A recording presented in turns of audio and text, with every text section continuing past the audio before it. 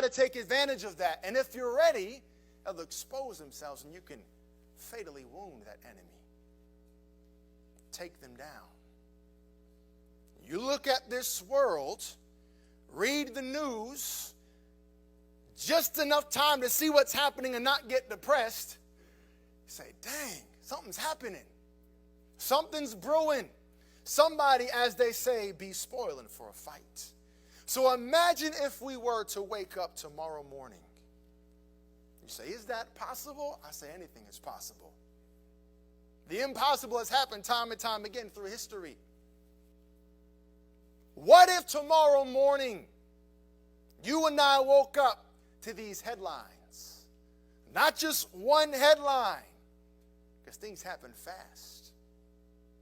What if we woke up tomorrow and the headline was, overnight China invaded Taiwan? Bombs going off, planes flying, warships hitting the beaches, surrounding that nation, attacking it. What would happen if we woke up and that was happening? China invades Taiwan. The U.S. has sworn to defend their ally. But then at the same time, there's a large-scale cyber attack against the United States. We've been hacked before. All planes grounded for 24 hours. Can't transport oil from Texas to the southeast. What if Visa or MasterCard got hacked at the same time? None of us could spend. What if that happened at the same time? Digital catastrophes. Then at the same time, suddenly Russia says, forget Ukraine, we want Israel. And Iran at the same time says, we're with you, attack. And all the other Middle Eastern nations just turned a blind eye and said, we don't really care. Y'all do your thing. Could it happen? I say it's possible. Then at the same time, what if China does finally deploy their strategy to cause a debt crisis, a true financial crisis in the U.S., and they sell all of their debt that they hold for the U.S.? They know it's going to hurt them, but they're hoping maybe it'll knock them down, and we can gain domination. Could it happen? I say it's possible. All these attacks, what would happen? We got to fight here, but Israel, but the country, but the money. What's happening? What would that be like if we were to wake up in the morning and boom, boom, boom, all of these, not just headlines, but realities are happening? Economically, our dollars would become cents. A gallon of milk would cost $38 probably. Our world is accelerating. Speed, scale, catastrophe. But even with all those headlines, are you prepared for the biggest one? What if at the same time this happens? Millions disappear. Billions disappear. There's a lot of Christians in the world. China, Taiwan, Russia, Israel, cyber attacks, all the money's gone, and then people are missing. The water supply is going bad because Ben isn't there to treat the water.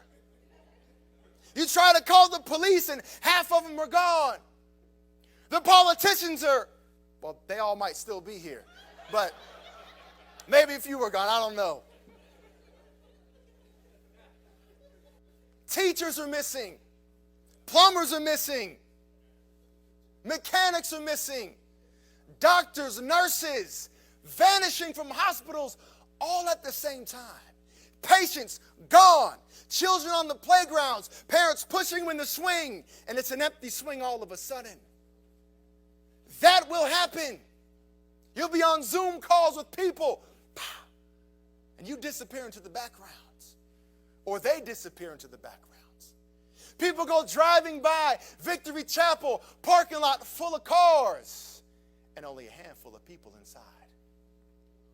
That's the big one.